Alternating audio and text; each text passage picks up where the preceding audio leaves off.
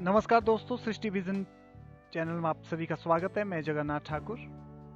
इससे पहले वीडियो में हमने चित्रालेख के बारे में पढ़ा, पिक्टोग्राफ, और आंकड़ों को चित्र के रूप में प्रदर्शित करते हैं।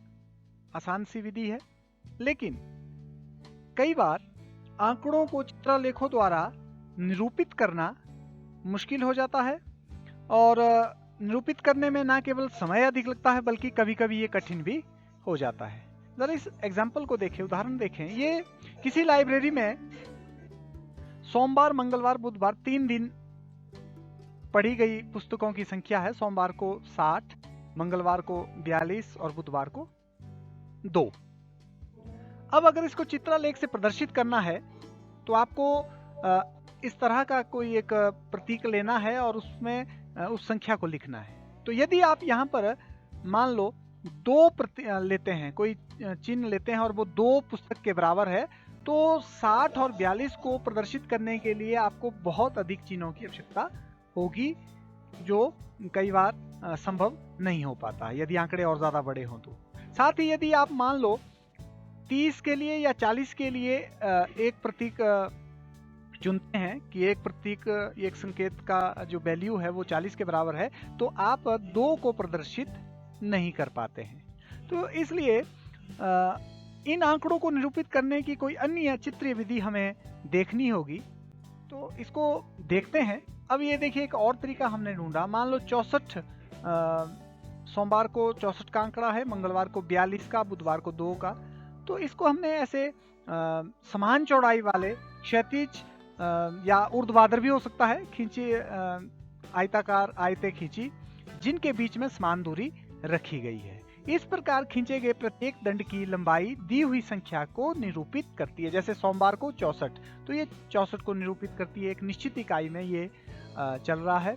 और आंकड़ों को प्रस्तुत करने का ये चित्रीय निरूपण दंड आरेख, बार डायग्राम, या फिर दंड आलेख, बार ग्राफ, इसको हम कहते हैं। तो ये जो आंकड़ों को प्रदर्शित करने का तरीका है, इसको हम बार डायग्राम या बार ग्राफ या दंडालेख कहते हैं। अब देखिए, नाम से स्पष्ट है, दंड बने हुए हैं, रेक्टेंगुलर बार्स बने हुए हैं। बार ऊपर तक आप देख रहे होंगे, 1, 2, 3 बार बने हैं, समान भित्त के हैं।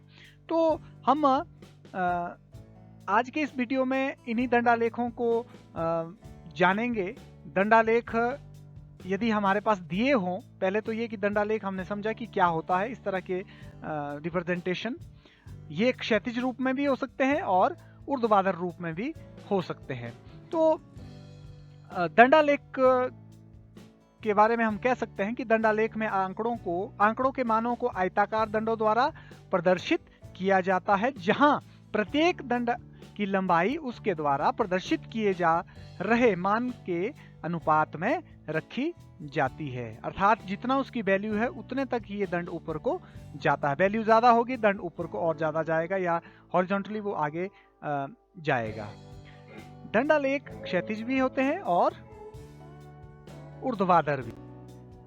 एक और उदाहरण मैं आपको दे रहा हूं दंडालेख के बारे में। आपने क्रिकेट मैच देखा होगा, वहां पर मान लो T20 मैच है, तो पहले ओवर में कितने रन बने, दूसरे में, तो उसका भी एक दंडालेख आपने अक्सर टेलीविजन पर देखा होगा। आइए अब जरा हम एक प्रश्न की सहायता से दंडालेख को पढ़ने की कोशिश करते हैं। यदि हमारे पास दंडालेख दिया हो तो उस दंडालेख को किस प्रकार से पढ़ा जा सकता है। नीचे दिया हुआ दंडालेख वर्ष 1998 से 2002 में सरकार द्वारा खरीदे गए गेहूं की मात्रा को दर्शाता है, और साथ में यह भी दिया हुआ है, एक इकाई की लंबाई 5000 टन के बराबर है। इसको समझिएगा। पहले तो ये दंडालेख किसकी सूचना हमें दे रहा है कि सरकार ने 1998 से 2002 के बीच में कब कब कितना गेहूं खरीदा। और इसमें यह भी ध्यान रखना दंडालेख में, जैसे हमने पिक्टोग्राफ में संकेत के बारे में पढ़ा था, यहाँ देखिएगा आप, 0 है, 0 से यहां तक एक इकाई कहलाती है। 0 से पहले वाला जो ये ब्लॉक्स दिख रहे हैं, ये दूसरी इकाई, 3, चौथी इकाई, और एक एक इकाई है ये बीच में। तो यहाँ से यहाँ देखिए 0 से 5 है, तो इसका मतलब एक इकाई का मतलब है 5000 टन। ये इसमें कहा गया है कि एक इकाई किसके बराबर है जी, 5000 टन के बराबर है। तो कहने का मतलब ये अगर 1998 में अगर आप देखेंगे, 1998 में 3 इकाई तक जा रहा है, 15 तक जा रहा है, तो इसका मतलब 1998 में 15,000 टन गेहूं का उत्पादन सरकार द्वारा खरीदा गया। इतनी मात्रा दी गई है। अब आइए आगे चलते हैं और इस ग्राफ को देखकर, इन दंड आलेखों को देखकर हम कुछ प्रश्नों का उत्तर देने की कोशिश करते हैं। मान लो आपसे पूछा गया हो किस वर्ष में गेहूं का अधिकतम उत्पादन हुआ। जिस वर्ष अधिक गेहूं की मात्रा सरकार द्वारा खरीदी गई होगी उस वर्ष गेहूं की अधिक उत्पादन हुआ। तो आप देख रहे होंगे 2002 में उसका बार जो है सबसे लंबा है, इसका मतलब 2002 में सबसे अधिक गेहूं का उत्पादन हुआ। उसके बाद अगला, किस वर्ष गेहूं का न्यूनतम उत्पादन हुआ। तो देखिए सबसे कम ग्राफ है ये वाला, दंड सबसे कम ये है, तो हम कह सकते हैं 1998 में सबसे कम उत्पादन गेहूं का हुआ है। तो देखिए बड़ी सरलता से, सहजता से हमने प्रश्नों के उत्तर दिए, ग्राफ को देखा, हमने इंटरप्रेट किया और सूचनाओं का उत्तर दिया जो हमसे प्रश्न पूछे गए थे। आइए एक और दंडालेख का अध्ययन करते हैं। अब अगर आप देख रहे होंगे इस दंडालेख को देखिए, जो एक रेडीमेड कपड़ों की दुकान में सोमवार से शनिवार तक हुई कमीजों की बिक्री को दर्शाता है।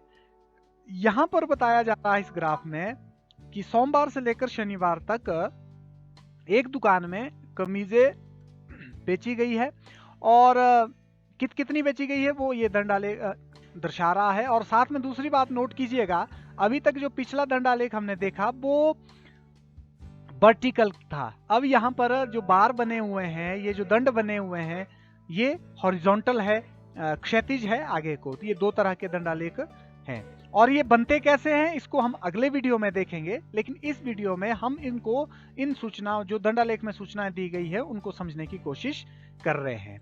अब इस दंडालेख की सहायता से हम कुछ प्रश्नों के उत्तर ढूंढेंगे। उपरोक्त दंडालेख में यदि आपसे पूछा गया कि उपरोक्त दंडालेख में क्या सूचना दर्शाई गई है, तो बड़ा स्पष्ट है किस बारे में है जी ये दंडालेख। सूचना दर्शाने का मतलब है इसमें क्या बताया गया है। तो ये दंडालेख सोमवार से शनिवार तक बेची गई कमीजों की संख्या को दर्शाता है। आपसे मान लो प्रश्न पूछा गया हो, कमीजों की संख्या को निरूपित करने के लिए क्षैतिज रेखा पर क्या पैमाना लिया गया है। तो समझिएगा, ये वाली जो रेखा है ये क्षैतिज रेखा है, और ऊपर को जो है ऊर्ध्वाधर रेखा होती है।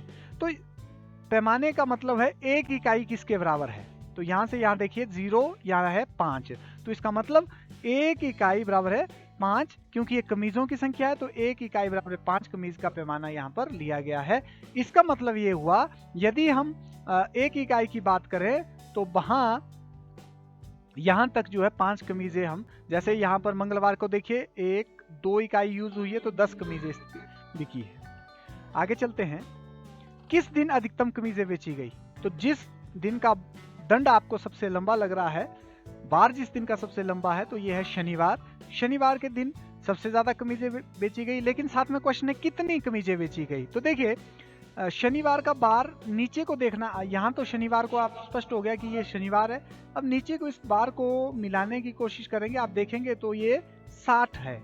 अगर आप इसको नीचे देखें तो यहाँ पर 60 के बराबर है, तो इसका मतलब सबसे ज्यादा शनिवार को कमीजें बेची गई और 60 कमीजें बेची गई। किस दिन न्यूनतम संख्या में कमीजें बेची गई। तो सबसे कम बार कहां पर है, बोलिए जी, मंगलवार को सबसे कम लेंथ की बार है, तो इसका मतलब मंगलवार को सबसे कम कमीजें बेची गई। वीरवार को कितनी कमीजें बेची गई। तो वीरवार, अब देखिए वीरवार यहाँ पर है, यहाँ तक जा रहा है, और अगर हम इसको क्षैतिज रेखा पर देखें कमीजों की संख्या में तो 35, तो हम कह सकते हैं 35 कमीजें वीरवार को बेची गई है। आपने देखा इस वीडियो में हमने बड़ी आसानी से बात को समझा। हमने ये जाना कि बार ग्राफ होते क्या है, दंडालेख क्या होते हैं, और उनको किस प्रकार से समझा जाता है। आशा है कि आपको वीडियो पसंद आएगा। Like share subscribe 60 vision channel. आप सभी का बहुत बहुत धन्यवाद। अगले वीडियो में फिर मिलेंगे। Thank you.